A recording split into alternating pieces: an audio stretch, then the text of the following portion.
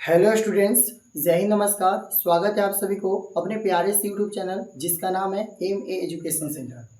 मैं Vishal Kumar, science, math और social science के टीचर, वेलकम करता हूं आप सभी को अपने प्यारे से यूट्यूब चैनल। आज का हमारा टॉपिक है यूरोप में राष्ट्रवाद।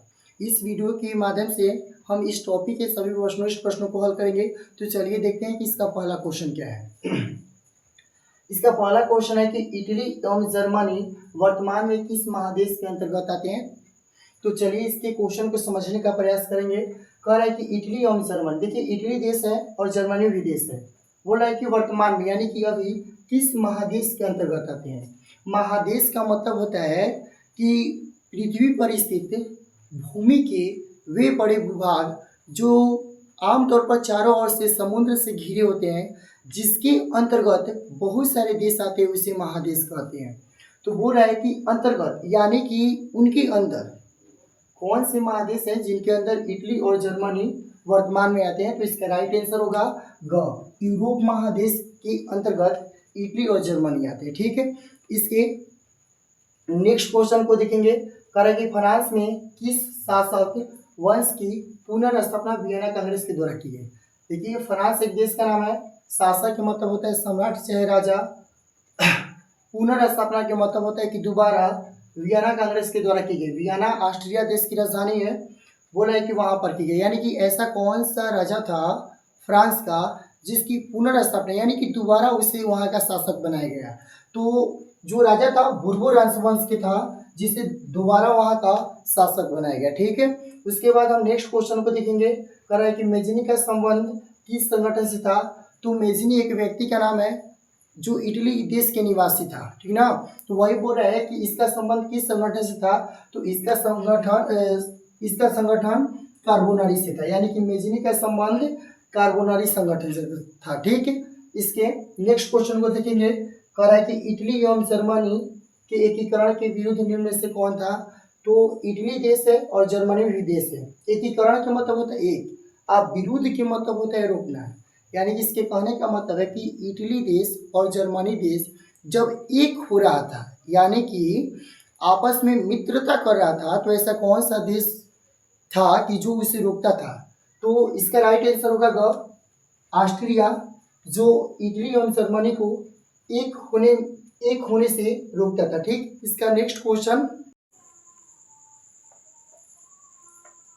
देखिए। हमारा नेक्स्ट क्वेश्चन है, काउंट काबूल को विक्टर इमैनुअल ने किस पद पर नियुक्त किया था। तो काउंट काबूल शासक था जो विक्टर इमैनुअल को प्रधानमंत्री के पद पर नियुक्त किया था। किस पद पर नियुक्त किया था, प्रधानमंत्री के पद पर। काउंट काबूल को विक्टर इमैनुअल ने किस पद पर नियुक्त किया था, तो प्रधानमंत्री। इसका राइट आंसर होगा ग। इसके बाद हमारा छठवां क्वेश्चन है कि गैरिबाल्डी पेशे से क्या था। तो गैरिबाल्डी एक व्यक्ति का नाम है जो पेशे से नाविक था, यानी कि नाव चलाने का कार्य करता था। पेशे से क्या था, नाविक था। गैरिबाल्डी पेशे से क्या था, नाविक था।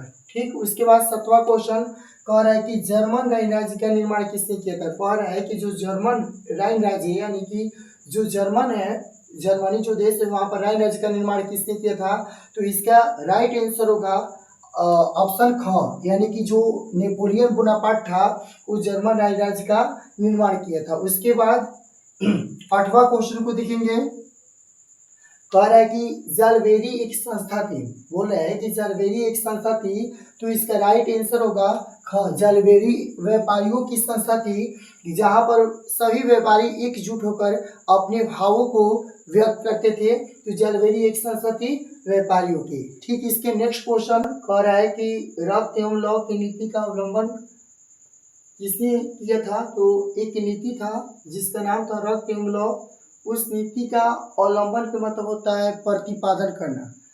तो इसका राइट आंसर होगा ग, बिस्मार्क ने किया था। रक्त एवं लौ की नीति का अवलंबन किसने किया था, बिस्मार्क किया था। ठीक है, क्वेश्चन नंबर अगला देखेंगे। कह रहा है कि फ्रैंकफर्ट की संधि कब हुई थी।